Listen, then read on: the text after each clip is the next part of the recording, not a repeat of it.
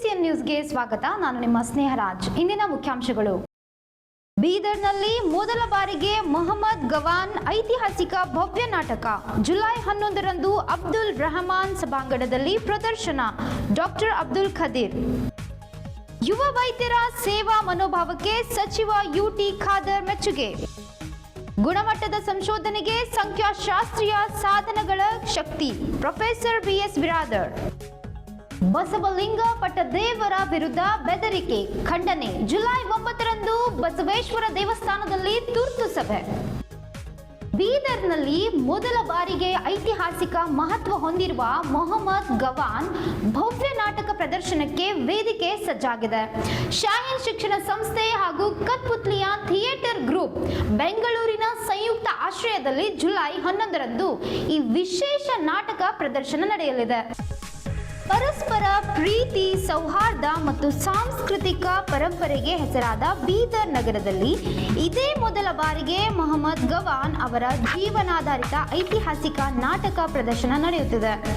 ನಗರದ ಪತ್ರಿಕಾ ಭವನದಲ್ಲಿ ಸುದ್ದಿಗೋಷ್ಠಿ ನಡೆಸಿ ಮಾತನಾಡಿದ ಶಾಹೀನ್ ಶಿಕ್ಷಣ ಸಂಸ್ಥೆಯ ಕಾರ್ಯದರ್ಶಿ ಡಾಕ್ಟರ್ ಅಬ್ದುಲ್ ಖದೀರ್, ಜುಲೈ 11ರಂದು ಸಂಜೆ 7:30ಕ್ಕೆ ಶಾಹೀನ್ ನಗರದ ಅಬ್ದುಲ್ ರಹಮಾನ್ ಸಭಾಂಗಣದಲ್ಲಿ ನಾಟಕ ಆರಂಭವಾಗಲಿದೆ ಎಂದು ತಿಳಿಸಿದರು. ಸುಮಾರು 150 ನಿಮಿಷಗಳ ಕಾಲ ನಡೆಯುವ ಈ ನಾಟಕದಲ್ಲಿ 25ಕ್ಕೂ ಹೆಚ್ಚು ಕಲಾವಿದರು ಅಭಿನಯಿಸಲಿದ್ದು, ಜ್ಞಾನಪೀಠ, ಪದ್ಮಶ್ರೀ ಹಾಗೂ ಪದ್ಮಭೂಷಣ ಪುರಸ್ಕೃತ ಡಾಕ್ಟರ್ ಚಂದ್ರಶೇಖರ್ ಕಂಬಾರ್ ಅವರ ಕನ್ನಡ ನಾಟಕವನ್ನು ರಾಜ್ಯೋತ್ಸವ ಪ್ರಶಸ್ತಿ ಪುರಸ್ಕೃತ ನಿರ್ದೇಶಕ ಜಫರ್ ಮೊಹಿಯುದ್ದೀನ್ ಉರ್ದು ಭಾಷೆಗೆ ಅನುವಾದಿಸಿ ನಿರ್ದೇಶಿಸಿದ್ದಾರೆ.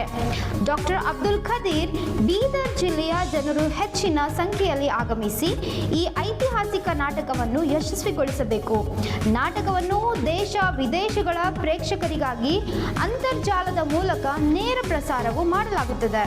ನಾಟಕದ ನಿರ್ದೇಶಕ ಜಫರ್ ಮೊಹಿಯುದ್ದೀನ್ ಮಾತನಾಡಿ, 15ನೇ ಶತಮಾನದ ಮಹಾನ್ ರಾಜಕಾರಣಿ, ವಿದ್ವಾಂಸ ಹಾಗೂ ಶಿಕ್ಷಣ ಪ್ರೇಮಿ ಖ್ವಾಜಾ ಮೊಹಮ್ಮದ್ ಗವಾನ್ ಅವರ ಬದುಕು ಮತ್ತು ಕೊಡುಗೆಯನ್ನು ಈ ನಾಟಕದ ಮೂಲಕ ಪರಿಣಾಮಕಾರಿಯಾಗಿ ಪ್ರೇಕ್ಷಕರಿಗೆ ತಲುಪಿಸಲಾಗುತ್ತಿದೆ ಎಂದು ಹೇಳಿದರು.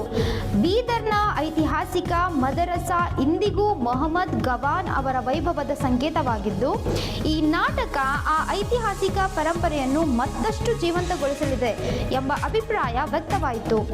ಐತಿಹಾಸಿಕ ಸೊಗಡು, ಭವ್ಯ ರಂಗ ಸಂಚಿಕೆ ಹಾಗೂ ಶ್ರೇಷ್ಠ ಕಲಾವಿದರ ಅಭಿನಯದೊಂದಿಗೆ ಮೂಡಿಬರಲಿರುವ ಮೊಹಮ್ಮದ್ ಗವಾನ್ ನಾಟಕಕ್ಕೆ ಈಗಾಗಲೇ ಸಾಕಷ್ಟು ನಿರೀಕ್ಷೆ ಮೂಡಿದ್ದು, ಸಾರ್ವಜನಿಕರು ಹೆಚ್ಚಿನ ಸಂಖ್ಯೆಯಲ್ಲಿ ಭಾಗವಹಿಸುವಂತೆ ಆಯೋಜಕರು ಮನವಿ ಮಾಡಿದ್ದಾರೆ. आदाब व सलाम, नमस्कार। एक डिफरेंट टॉपिक पर आप लोगों को इनवाइट किया गया है। आप तमाम का सवाल है, स्वागत है, वेलकम इस प्रेस मीट पर। बीदर की एक बहुत ही पुरानी यूनिवर्सिटी महमूद गवान पर एक ड्रामा बीदर में स्टेज किया जा रहा है। 11 तारीख को रात में 7:30 बजे अब्दुल रहमान मल्टीपर्पज़ हॉल शाहीन नगर में। ये एक यूनिक एक्टिविटी है। शायद ही बीदर की हिस्ट्री में ऐसा कोई बड़ा इवेंट हिस्ट्री पर हुआ होगा। शाहीन ग्रुप ऑफ इंस्टीट्यूशन की डिग्री के स्टूडेंट्स छोटे छोटे वीडियोस बनाते थे बीदर की हिस्ट्री पर। तो लोगों का डिमांड था कि कोई बड़ी एक्टिविटी हो, और हमारी मुलाकात भी ड्रामा की स्टेज की दुनिया के एक बहुत बड़ी शख्सियत, कर्नाटका की राज्योत्सव अवार्डी मोहम्मद जफ़र मोहियुद्दीन साहब से, और हम डिस्कस कर रहे थे तो फिर तय हुआ क्यों ना महमूद गवान पर एक ड्रामा बनाया जाए। लास्ट 6 मंथ से उसका प्रिपरेशन चल रहा था। हम ये ड्रामा महमूद गवान कैंपस ही में रखना चाहते थे, लेकिन मौसम की वजह से शाहीन के अब्दुल रहमान मल्टीपर्पज़ हॉल में रखा गया है, जिसमें मोर देन 3000 लोग एट ए टाइम बैठकर देख सकेंगे, और साथ ही साथ दुनिया भर में लाइव टेलीकास्ट भी इसका रहेगा। लोग हमारा मकसद है कि बीदर को इंट्रोड्यूस करना है, बीदर को वाकिफ़ करना है। बीदर एक हिस्टोरिकल प्लेस रहा है जहाँ पर हर धर्म के लोग रहे हैं। बीदर महात्मा बसवेश्वर बीदर डिस्ट्रिक्ट के रहे हैं, और गुरु नानक जी भी यहाँ पर विजिट किए हैं और बताया जाता है राम और सीता भी यहाँ से गुजरे हैं। तो बीदर को इंट्रोड्यूस करना है, ये हमारी कोशिश रही है और इस हवाले से भी और फ्यूचर में मज़ीद हम ऐसे कुछ प्रोग्राम करते रहेंगे, बीदर को इंट्रोड्यूस करते रहेंगे, हमारी तारीख से वाकिफ़ होते रहेंगे और उसमें ख़ास तौर पे ये कि हम किस तरह से गंगा जमनी तहजीब जिसको मुल्क भर में बोला जाता है वो यहाँ पे हुआ करती थी, किस तरह से एक दूसरे के धर्म को रिस्पेक्ट दिया जाता था, एक दूसरे की भलाई की फ़िक्र की जाती थी। वो 2 घंटे का ड्रामा है, इसे प्रैक्टिस कर रहे थे, रिहर्सल कर रहे थे और हम चाहते हैं, बीदर की आवाम से चाहते हैं कि वो ज़रूर आएँ, देखें। जो नहीं आ सकते ऑनलाइन पे देखें और पूरी दुनिया भर के लोग बीदर के इस स्टेज को देखकर बीदर की हिस्ट्री से वाकिफ़ हो सकते हैं और फिर से वो गंगा जमनी तहजीब प्यार और मोहब्बत वाला मामला जो है फिर से वो सबक दोहराया जा सकता है। तो मैं इसको बहुत ख़ास बात यह है, डॉक्टर चंद्रशेखर कुंभार का लिखा हुआ ये ड्रामा है और इस ड्रामे को लिखने में आपके साथी बीदर के चहते सहाफ़ी जर्नलिस्ट देव पुत्तार का बड़ा कंट्रीब्यूशन है और इस मौके पर हम देव पुत्तार को आमर कर रहे हैं। देव पुत्तार के अलावा बीदर की और एक हिस्टोरियन हैं अब्दुल समद साहब भारती, उनको भी इस मौके पर आनर कर रहे हैं और हम देखना चाहते हैं। प्रोफेसर कोंडा हमारे पास हुआ करते थे हिस्टोरियन, वो अब हमारे दरमियान में नहीं रहे, उनकी भी याद में वहाँ पर कुछ बात होगी और उनको भी याद किया जाएगा। हम अपनी तारीख से वाकिफ़ रहें और जनरेशन को आइंदा प्यार और मोहब्बत का मैसेज दें। मैं और तफसीलात जो है चाहूँगा कि इसके डायरेक्टर ज़फ़र मोहिउद्दीन साहब, राज्योत्सव अवार्डी और कई ऐसे जो है ड्रामे वो जो है पेश किए हैं जिसको मुल्क भर में पसंद किया गया। ತಮಗೆಲ್ಲರಿಗೂ ನಮಸ್ಕಾರ. ನನ್ನ ಹೆಸರು ಜಫರ್ ಮೊಹಿಯುದ್ದೀನ್ ಅಂತ. ನಾನು ಒಬ್ಬ ರಂಗಕರ್ಮಿ. ಸುಮಾರು 35 ವರ್ಷದಿಂದ ನಾನು ಥಿಯೇಟರ್ ರಂಗಭೂಮಿಯಲ್ಲಿ ನಾನು ನನ್ನ ಪಾತ್ರ ಮಾಡ್ತಾ ಇದ್ದೀನಿ. ತುಂಬ ನಾಟಕಗಳು ಮಾಡಿದ್ದೀನಿ. ಜಿಕ್ರೆ ಗಾಲಿಬ್, ಟಿಪ್ಪು ಸುಲ್ತಾನ್ ಕೆ ಖ್ವಾಬ್, ಗಿರೀಶ್ ಕಾರ್ನಾಡ್ ಜೊತೆಗೆ ನಾನು 20 ವರ್ಷ ಇದ್ದೆ. MS ಸತ್ಯು ಜೊತೆಗೆ ಒಂದು 5 ವರ್ಷ ಇದ್ದೆ. ಶಂಕರ್ನಾಗ್ ಜೊತೆಗೇನು ನಾನು ಕೆಲಸ ಮಾಡಿದ್ದೀನಿ. ಮಾಲ್ಗುಡಿ ಡೇಸಲ್ಲಿ ಡೈಲಾಗ್ಸ್ನು ಬರೆದಿದ್ದೀನಿ ಶಂಕರ್ನಾಗ್ ಜೊತೆಗೆ. ಅದಾದಮೇಲೆ ಜಿಸ್ನೆ ಲಾಹೋರ್ ನೈ ದೇಖಾ, ಶಾದಿ ಕಿ ಕಿರಿಕಿರಿ, ತುಂಬ ದೊಡ್ಡ ನಾಟಕ ಮಾಡಿದ್ದೆ. ಇವಾಗ ಕರ್ನಾಟಕದ ನಾರ್ತ್ ಕರ್ನಾಟಕ ಭಾಗದಲ್ಲಿ, ಯಾಕಂದರೆ ನಂದು ಹುಟ್ಟಿದ ಭೂಮಿ ರಾಯಚೂರು, ನಾನು ರಾಯಚೂರಿಂದ ಹುಟ್ಟಿರೋನು. ನಾರ್ತ್ ಕರ್ನಾಟಕದ ಒಂದು ಹಿಸ್ಟಾರಿಕಲ್ ಕ್ಯಾರೆಕ್ಟರ್ ಮೇಲೆ ಒಂದು ನಾಟಕ ಮಾಡಬೇಕಂತ ನನಗೆ ಆಸೆ ಇತ್ತು. ಆವಾಗ ನಂದು ಭೇಟಿ ಡಾಕ್ಟರ್ ಚಂದ್ರಶೇಖರ್ ಕಂಬಾರ್ ಜೊತೆಗೆ ಆಯಿತು. Doctor Chandrashekhar Kambar is a Jnanpith awardee, Jnanpith ಪ್ರಶಸ್ತಿ ಪುರಸ್ಕರಿಸಿದರು.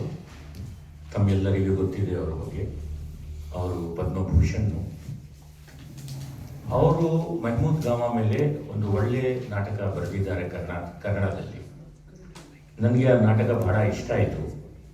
ಆ ನಾಟಕಕ್ಕೆ ನಾನು ಉರ್ದುವಲ್ಲಿ ತರ್ಜುಮೆ ಮಾಡಿದ್ದೀನಿ.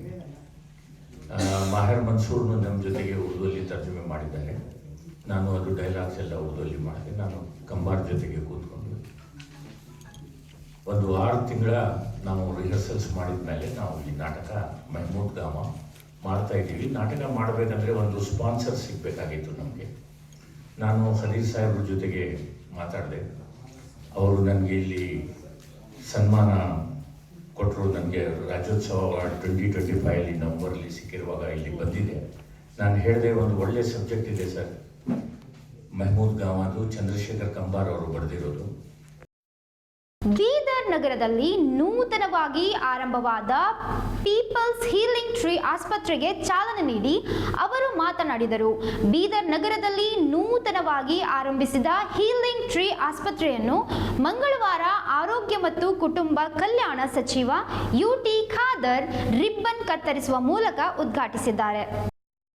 ಬಳಿಕ ಅವರು ಮಾತನಾಡಿ, ಯುವ ವೈದ್ಯರು ಒಂದಾಗಿ ಆಸ್ಪತ್ರೆಗೆ ಆರಂಭಿಸಿ ಸಮಾಜದ ಸೇವೆಗೆ ಮುಂದಾಗಿರುವುದು ಶ್ಲಾಘನೀಯ ಎಂದರು. ಮೂವರು ಯುವ ವೈದ್ಯರು ಒಂದಾಗಿ ಆಸ್ಪತ್ರೆ ಆರಂಭಿಸಿ ಜನಸೇವೆಗೆ ಮುಂದಾಗಿರುವುದು ಪ್ರಶಂಸನೀಯ ಬೆಳವಣಿಗೆಯಾಗಿದೆ ಎಂದರು. ಆರೋಗ್ಯವೇ ಪ್ರತಿಯೊಬ್ಬರ ಬದುಕಿನ ಅಮೂಲ್ಯ ಸಂಪತ್ತು.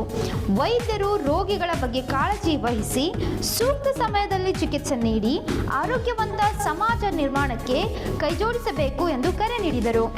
ಯುವ ವೈದ್ಯರ ಈ ಪ್ರಯತ್ನ ರಾಜ್ಯಕ್ಕೆ ಮಾದರಿಯಾಗಲಿದೆ ಎಂದು ಶುಭ ಹಾರೈಸಿ ಸಚಿವರು ಇತ್ತೀಚೆಗೆ 6 ವೈದ್ಯರ ನೇಮಕಾತಿಗೆ ಆಹ್ವಾನಿಸಿದ್ದ ಅರ್ಜಿಗಳಲ್ಲಿ ಬೀದರ್ ಜಿಲ್ಲೆಯಿಂದಲೇ 86 ಅಭ್ಯರ್ಥಿಗಳು ಅರ್ಜಿ ಸಲ್ಲಿಸುವುದು ಜಿಲ್ಲೆಯ ಶೈಕ್ಷಣಿಕ ಪ್ರಗತಿಗೆ ಸಾಕ್ಷಿಯಾಗಿದೆ ಎಂದು ಹೇಳಿದ್ದಾರೆ. ಈ ಸಂದರ್ಭದಲ್ಲಿ ಪೀಪಲ್ಸ್ ಹೀಲಿಂಗ್ ಆಸ್ಪತ್ರೆಯ ಸಿಇಒ ಸಿರಾಜುದ್ದೀನ್ ಎಸ್ಕೆ ಮಾತನಾಡಿ, ಬೀದರ್ ಹಾಗೂ ಸುತ್ತಮುತ್ತಲಿನ ಜನರಿಗೆ ಅತ್ಯಾಧುನಿಕ ಮತ್ತು ಗುಣಮಟ್ಟದ ಚಿಕಿತ್ಸೆ ನೀಡುವ ಉದ್ದೇಶದಿಂದ ಆಸ್ಪತ್ರೆ ಆರಂಭಿಸಲಾಗಿದೆ ಎಂದರು. ಇದರಿಂದ ಚಿಕಿತ್ಸೆಗಾಗಿ ತೆಲಂಗಾಣ ಮತ್ತು ಮಹಾರಾಷ್ಟ್ರ ರಾಜ್ಯಗಳಿಗೆ ತೆರಳುವ ಅನಿವಾರ್ಯತೆ ಕಡಿಮೆಯಾಗಲಿದೆ ಎಂದು ವಿಶ್ವಾಸ ವ್ಯಕ್ತಪಡಿಸಿದರು. ಕಾರ್ಯಕ್ರಮದಲ್ಲಿ ಶಾಸಕ ರಹೀಂ ಖಾನ್, ಡಾಕ್ಟರ್ ಶೈಲೇಂದ್ರ ಬೆಲ್ದಾಳೆ, ಜಿಲ್ಲಾ ಕಾಂಗ್ರೆಸ್ ಸಮಿತಿಯ ಅಧ್ಯಕ್ಷ ಬಸವರಾಜ್ ಜಾಬ್ಶೆಟ್ಟಿ ಸೇರಿದಂತೆ ಹಲವು ಗಣ್ಯರು ಉಪಸ್ಥಿತರಿದ್ದರು. 3 ಯುವಕರು, ಅದೊಂದು ಇಶಾದ್, ಅಬ್ರಾರ್, ಸಿರಾಜ್, 3 ಯುವ ಡಾಕ್ಟರ್ಗಳು ಇಲ್ಲಿ ಬೀದರ್ನಂತ ಪ್ರದೇಶದಲ್ಲಿ ಅತ್ಯುತ್ತಮವಾದ ಹೀಲಿಂಗ್ ಟ್ರೀ ಎಂಬ ಆಸ್ಪತ್ರೆ ನಿರ್ಮಾಣ ಮಾಡಿರುವುದು ಸಮಾಜಕ್ಕೆ ಅರ್ಪಿಸಿದ್ದಾರೆ. ನನಗೆ ವಿಶ್ವಾಸ ಇದೆ, ಅತ್ಯುತ್ತಮವಾದ ಒಂದು ವ್ಯವಸ್ಥೆಯಲ್ಲಿ ಮತ್ತು ಎಲ್ಲ ಉತ್ತಮವಾದ ಡಾಕ್ಟರ್ನ ಒಂದು ಇಟ್ಟುಕೊಂಡು ಈ ಪ್ರದೇಶದ ಯಾರು ಅನಾರೋಗ್ಯ ಆಗಬಾರ್ದು, ಯಾರು ಅನಾರೋಗ್ಯ ಪೀಡಿತ ಆದರೆ ಹೈದರಾಬಾದ್, ಬೆಂಗಳೂರು ಅಲ್ಲಿ ಓಡಾಡೋ ಬದಲು ಅವರ ಕಾಲಬುಡದಲ್ಲೇ ಅತ್ಯುತ್ತಮವಾದ ಆರೋಗ್ಯ ಸೇವೆಯನ್ನು ಕೊಡ್ತಾರೆ. ಅವರ ಪ್ರಾಣದ ಬದ್ಧತೆ ಅವರನ್ನು ಯಶಸ್ವಿಗೊಳಿಸುತ್ತದೆ. ಅಷ್ಟು ಮಾತ್ರ ಅಲ್ಲ, ಈ 3 ಯುವ ಡಾಕ್ಟರ್ಗಳು ಕೂಡ ಯುವ ಜನಾಂಗಕ್ಕೆ ಸರ್ವರಿಗೂ ಕೂಡ ಮಾದರಿ ಮತ್ತು ಪ್ರೋತ್ಸಾಹ. ಯಾಕೆಂತ ಹೇಳಿದರೆ ನಾವು ಪ್ರಾಮಾಣಿಕತೆ, ಬದ್ಧತೆ, ಪ್ರೀತಿ, ವಿಶ್ವಾಸ ಮತ್ತು ಸಿಕ್ಕಿದಂಥ ಶಿಕ್ಷಣದ ಅವಕಾಶವನ್ನು ಪಡೆದುಕೊಂಡು ನಾವು ಅತ್ಯುತ್ತಮವಾಗಿ ಕೆಲಸ ನಿರ್ವಹಿಸಿದರೆ ಭಾರತ ದೇಶದಲ್ಲಿ ಸರ್ವರಿಗೂ ಕೂಡ ಅತ್ಯುತ್ತಮವಾದ ಅವಕಾಶ ಇದೆ ಅಂತ ಹೇಳಿಕೊಂಡು ಈ 3 ವೈದ್ಯರು ನಮಗೆ ತೋರಿಸಿಕೊಟ್ಟಿದ್ದಾರೆ. ಮತ್ತು ಈ ವೈದ್ಯರನ್ನು ತಯಾರು ಮಾಡಿದಂಥ ಶಾಯಿನ್ ಸಂಸ್ಥೆ ಇವತ್ತು ಬೀದರಲ್ಲಿ ಇವತ್ತು ನಾವು ಕಾಲ್ ಫಾರ್ ಮಾಡಿದರೆ 6 ಪೋಸ್ಟಿಗೆ 86 ಅಪ್ಲಿಕೇಶನ್ ಬರ್ತದೆ. ಯಾಕೆ ಅಂತ ಹೇಳಿದರೆ ಇಲ್ಲಿ ಬಹುಶಃ ಆ ರೀತಿಯ ಶಿಕ್ಷಣ ವ್ಯವಸ್ಥೆ ಕುರಿತು ಇಂಪ್ರೂವ್ಮೆಂಟ್ ಆಗಿದೆ. ಅದಕ್ಕೆ ಎಲ್ಲರಿಗೆ ನನ್ನ ಶುಭಾಶಯ ಸಲ್ಲಿಸ್ತೇನೆ. ಜಿ ಎಲ್ಲರಿಗೂ ಶರಣಾರ್ಥಿ.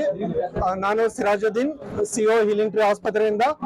ಈ ಶುಭ ಸಾಯಂಕಾಲದಲ್ಲಿ ತಮ್ಮೆಲ್ಲರೂ ತಿಳಿಸೋದೇನೆಂದ್ರೆ, ಎಲ್ಲದಕ್ಕೂ ಮುಂಚಿತವಾಗಿ ನಾನು ತುಂಬಾ ಧನ್ಯವಾದ ಅರ್ಪಿಸ್ತೀನಿ ಆ ದೇವರಿಗೆ ಮತ್ತು ನಮ್ಮ health minister UT Khader Saab ಅವರಿಗೆ ಮತ್ತು ರಹೀಂ ಖಾನ್ ಸಾಬ್ ಅವರಿಗೆ, ಬೆಲ್ದಾಲೆ ಸರ್ರಿಗೆ ಮತ್ತು ಮಿಕ್ಕಿದ ಎಲ್ಲಾ ಗಣ್ಯರಿಗೆ ಮತ್ತು ನಮ್ಮ ಎಲ್ಲಾ ಡಾಕ್ಟರ್ಸ್ಗಳಿಗೆ ಮತ್ತು ತಾವೆಲ್ಲ ಮೀಡಿಯಾ ಬಾಂಧವರಿಗೆ, ತಾವೆಲ್ಲ ಬಂದಿರಿ ಈ ನಮ್ದು ಹೀಲಿಂಗ್ ಟ್ರೀ ಹಾಸ್ಪಿಟಲ್ ಇನಾಗ್ರೇಷನ್ ಏನ್ ಸಕ್ಸಸ್ಫುಲ್ ಮಾಡಿದ್ರಿ, ತಮ್ಮೆಲ್ಲರಿಗೆ ಧನ್ಯವಾದಗಳು. ಈ ತಮ್ಮ ಮುಖಾಂತರ ಬೀದರ್ ಜನತೆಗೆ ತಿಳಿಸೋದೇನೆಂದ್ರೆ, ನಾವು ಹೀಲಿಂಗ್ ಟ್ರೀ ಆಸ್ಪತ್ರೆಯಲ್ಲಿ ಎಲ್ಲ ಅಪ್ಗ್ರೇಡೆಡ್ ಸರ್ವಿಸಸ್, ಅದು ಕ್ಯಾಥ್ ಲ್ಯಾಬ್ ಇರಲಿ, ICU ಇರಲಿ, ಮತ್ತು PICU, NICU and OTs, modular OTs, ಇದೆಲ್ಲ ಸರ್ವಿಸಸ್ ನಿಮಗೆ ನಿಮ್ಮ ಊರಿನಲ್ಲಿ ಪ್ರೊವೈಡ್ ಮಾಡ್ತಾ ಇದ್ದೀವಿ. ನೀವು ಯಾವುದೇ ಬೇರೆ ಬಿಗ್ ಸಿಟೀಸ್ ಹೋಗೋದ ಅವಶ್ಯಕತೆ ಇಲ್ಲ. 24/7 ಡೆಡಿಕೇಟೆಡ್ ಟೀಮ್ಸ್ ಇದೆ ಹೀಲಿಂಗ್ ಟ್ರೀ ಆಸ್ಪತ್ರೆಯಲ್ಲಿ. ತಮಗೆ ಯಶಸ್ವಿನಿ ಕಾರ್ಡ್ ಸೌಲಭ್ಯ ಇದೆ. ಆಯುಷ್ಮಾನ್ ಭಾರತ್ ತುಂಬಾ ಇಮಿಡಿಯೇಟ್ಲಿ ನಮ್ಮಲ್ಲಿ ಎಂಪ್ಯಾನಲ್ಮೆಂಟ್ ಆಗುತ್ತೆ. ಪ್ರೈವೇಟ್ ಆಲ್ ಕ್ಯಾಶ್ಲೆಸ್ ಸರ್ವಿಸಸ್ ಇದಾವೆ. ಲೋಕಲ್ ಸಿಟಿನಲ್ಲಿ 24/7 ಫ್ರೀ ಆಂಬುಲೆನ್ಸ್ ಸರ್ವಿಸ್ ಇದೆ. ಇದ್ರದ್ದೆಲ್ಲ ತಾವು ಸದುಪಯೋಗ ಪಡ್ಕೋಬೇಕಂತ ತಮ್ಮಲ್ಲಿ ವಿನಂತಿಸ್ಕೊಳ್ತೀನಿ. ಮತ್ತೊಮ್ಮೆ ತಮ್ಮೆಲ್ಲ ಮೀಡಿಯಾ ಬಾಂಧವರಿಗೆಲ್ಲರಿಗೆ ನನ್ನ ಕಡೆಯಿಂದ ತುಂಬಾ ಧನ್ಯವಾದಗಳು, ನಮ್ಮ ಹೀಲಿಂಗ್ ಟ್ರೀ ಕುಟುಂಬ ಕಡೆಯಿಂದ. ಸಂಶೋಧನಾ ಕ್ಷೇತ್ರದಲ್ಲಿ ಗುಣಮಟ್ಟ ಹೆಚ್ಚಿಸಲು ವೈಜ್ಞಾನಿಕ ಸಂಶೋಧನಾ ವಿಧಾನಗಳು ಹಾಗೂ ಆಧುನಿಕ ಸಂಖ್ಯಾಶಾಸ್ತ್ರೀಯ ಸಾಧನಗಳ ಬಳಕೆ ಅತ್ಯಗತ್ಯ ಎಂದು ಬೀದರ್ ವಿಶ್ವವಿದ್ಯಾಲಯದ ಕುಲಪತಿ ಪ್ರೊಫೆಸರ್ BS ಬಿರಾದರ್ ಅಭಿಪ್ರಾಯಪಟ್ಟಿದ್ದಾರೆ. ವಿಶ್ವವಿದ್ಯಾಲಯದಲ್ಲಿ ಹಮ್ಮಿಕೊಂಡಿರುವ 2 ದಿನಗಳ ಕಾರ್ಯಾಗಾರಕ್ಕೆ ಅವರು ಚಾಲನೆ ನೀಡಿದರು. ಇತ್ತೀಚಿನ ಸಂಶೋಧನಾ ವಿಧಾನಗಳ ಪ್ರವೃತ್ತಿಗಳು ಹಾಗೂ ಸಂಖ್ಯಾಶಾಸ್ತ್ರ ಗುಣಮಟ್ಟದ ಸಂಶೋಧನೆಗೆ ವೈಜ್ಞಾನಿಕ ಸಂಶೋಧನಾ ವಿಧಾನಗಳು ಮತ್ತು ಸಂಖ್ಯಾಶಾಸ್ತ್ರೀಯ ವಿಶ್ಲೇಷಣಾ ಸಾಧನಗಳ ಸಮರ್ಪಕ ಬಳಕೆ ಅತ್ಯಗತ್ಯವಾಗಿದೆ ಎಂದು ಹೇಳಿದರು.